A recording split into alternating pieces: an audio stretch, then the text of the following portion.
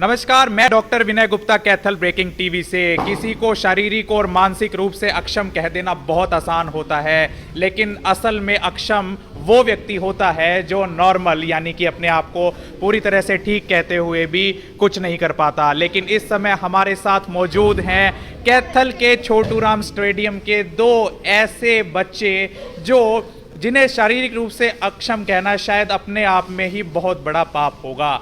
कुलदीप और रमन ऐसे बच्चे हैं जिन्होंने कैथल के ही छोटू राम स्टेडियम के अपने कोच जोगिंदर जी के संरक्षण में जूडो की ऐसी शिक्षा ली कि न केवल पिछले साल राष्ट्रीय स्तर पर अनंतपुर साहिब में हुए जूडो चैंपियनशिप में स्वर्ण पदक हासिल किया कुलदीप ने, बल्कि इस साल राज्य स्तरीय जो आयोजित की गई जूडो की चैंपियनशिप उसमें इन दोनों ने ही स्वर्ण पदक यानी कि गोल्ड मेडल हासिल किया है। आइए आपको मिलवाते हैं कुलदीप और रमन से जो इस समय हमारे साथ मौजूद हैं।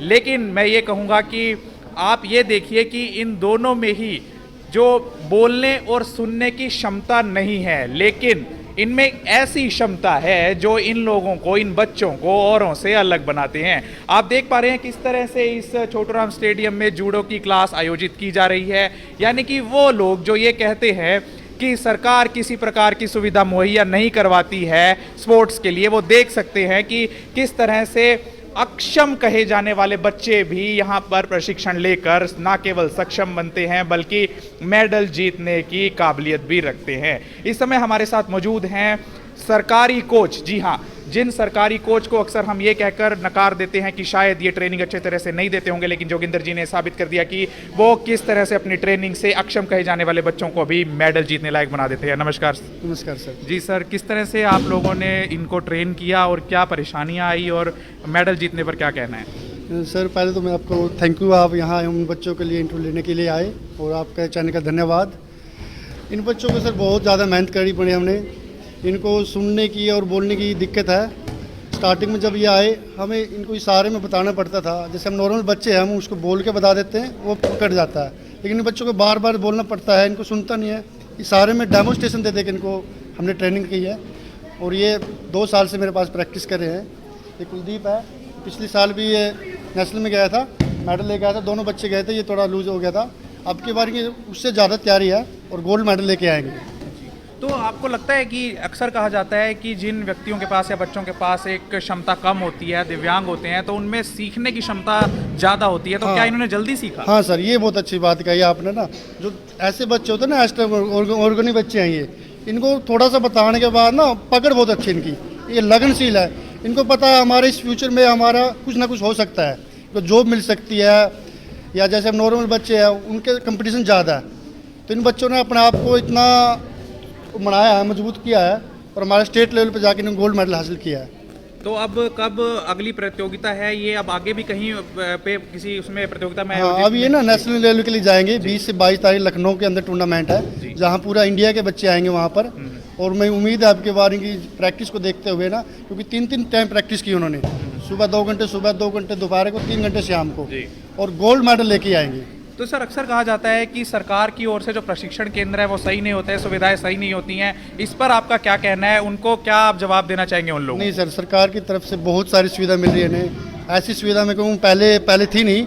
हमारे टाइम में इतनी सुविधा नहीं थी। बाहर प्रैक्टिस होती थी, मैट लगाने पड़ते, उठाने पड़ते थे।